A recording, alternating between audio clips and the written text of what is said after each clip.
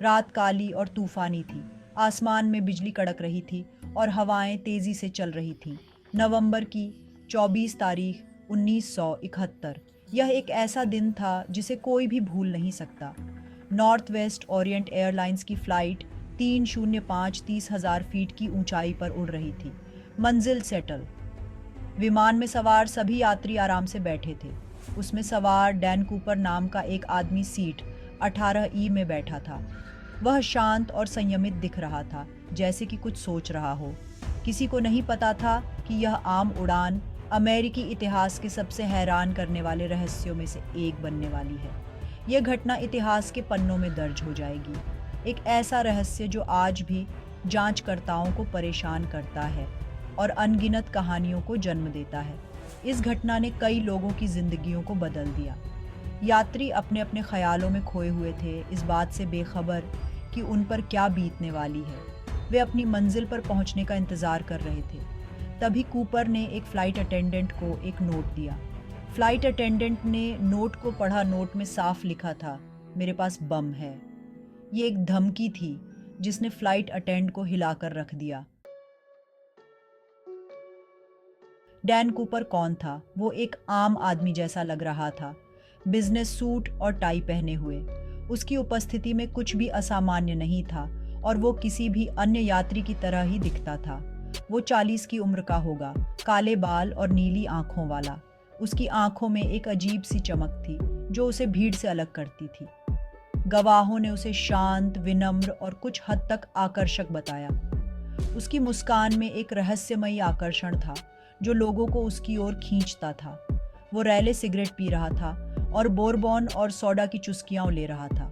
उसकी हरकतें इतनी सामान्य थीं कि किसी को भी शक नहीं हुआ। मेरे पास बम है।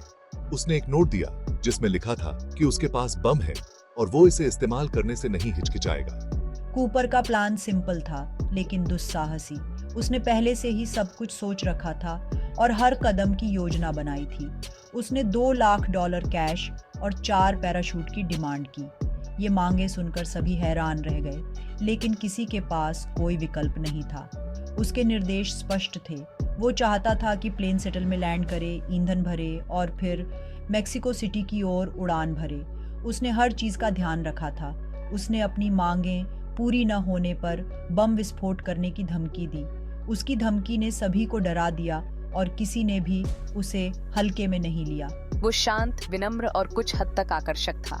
उसकी आत्मविश्वास भरी नजरें और शांत व्यवहार ने उसे और भी रहस्यमयी बना दिया।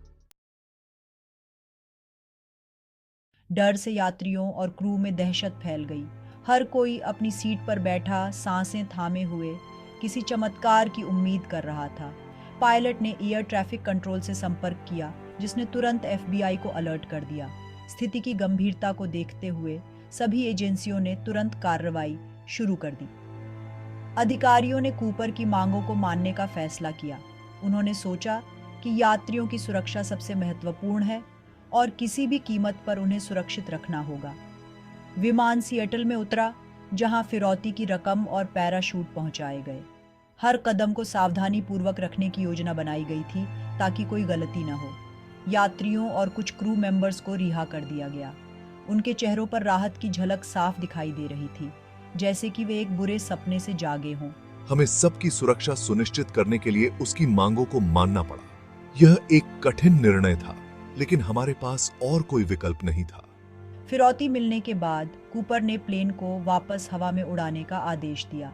यह एक और तनावपूर्ण क्षण था, क्योंकि किसी को नहीं पता था कि आगे क्या होने वाला है। प्लेन ने फिर से उड़ान भरी। इस बार उसमें सिर्फ कूपर, पायलट, को पायलट, फ्लाइट इंजीनियर और एक फ्लाइट अटेंडेंट सवार थे। सभी की धड़कनें तेज हो गई थीं।